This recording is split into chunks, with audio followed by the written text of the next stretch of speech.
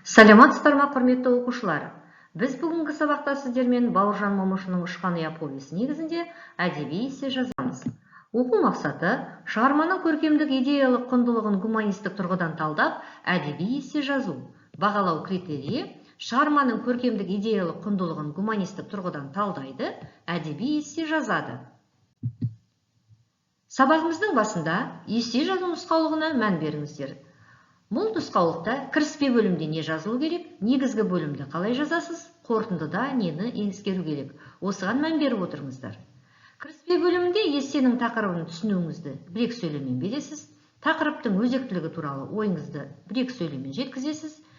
Одан кейін тезис аласыз, яғни ұстанған позицияңыз немесе негізгі идеяңызды 2-3 сөйлеммен жазасыз.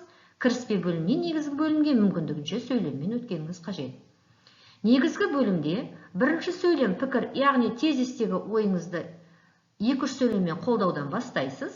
Пікірге қатысты аргумент, шығармадан мысалдар келтіресіз. Ол 4-5 сөйлемнен кем болмауы қажет. Ойын қорытындылауда 2 сөйлемнен кем болмауы қажет. Келесі абзацқа сөйлеммен өтесіз. Қорытынды бөлімде тезиске ойша ораласыз, яғни оны басқа сөйлеммен бересіз. Перифраз жасайсыз. Негізгі бөлімдегі абзацтардан түйін шығарасыз. Эссені қорытындылайсыз.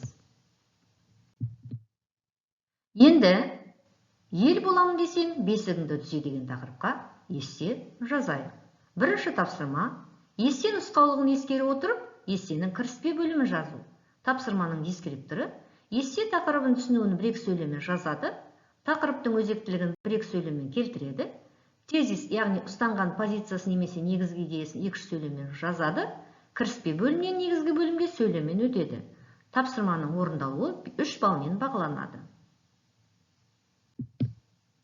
Оқушылар, біз өзіміздің жазған кіріспе бөлімімізді дұрыс жауаппен бір салыстырып алайық.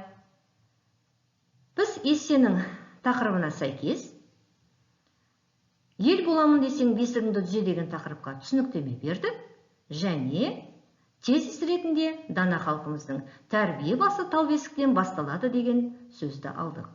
Оны Бауыржан Момышұлының «Ұшқан ұя» повесіндегі оқиғалармен ұштастырып, келесі бөлімге сөйлеммен өттік. Екінші тапсырма, эссе нұсқаулығын ескере отырып, негізгі бөлімді жазу. Тапсырманың дескрипторы тезистегі ойды 2-3 сөйлеммен қолдайды, шығармадан пікірге қатысты 4-5 сөйлеммен аргумент келтіреді, ойын 2 сөйлеммен қорытындылайды, абзацтан абзацқа сөйлеммен өтеді. Тапсырманың орындалуы 5 балмен бағаланады. Енді өзіміздің негізгі бөлімді тапсырманың орындалуын қарап шығайық. Біз негізгі бөлімде тәрбие басы тал бесік деген тезисімізден түсіндіруден бастадық. Ол ойымызды шығармадағы оқиғалардың ішінен мысалдармен, аргументтермен дәлелдедік.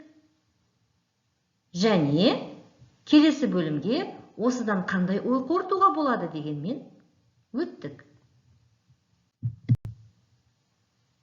Үшінші тапсырма, эссе нұсқаулығын ескере отырып, қорытынды бөлімді жазу. Тапсырманың дескрипторы тезисті басқа сөйлеммен береді, перифраз жасайды, негізгі бөлімдегі абзацтардан бір-екі сөйлеммен түйін шығарады, эссені бір сөйлеммен қорытындылайды, ұсыныс жасайды.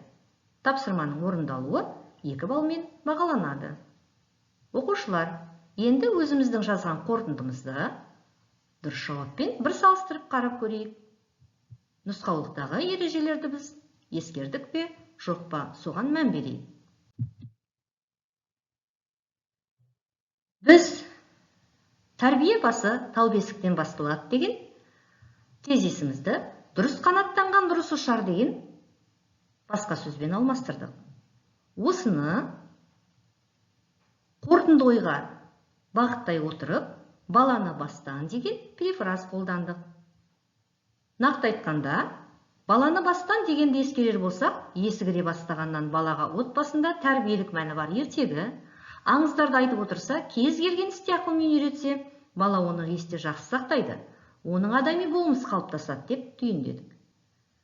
Қорыта келе, адам бойында құндылықтар отбасындағы тәрбиеден қалыптасады деп ой қорыттық. Және бүгінгі таңда әр отбасы осыған қатты мән беру қажет деп ойлаймын деп ұсыныс айттық.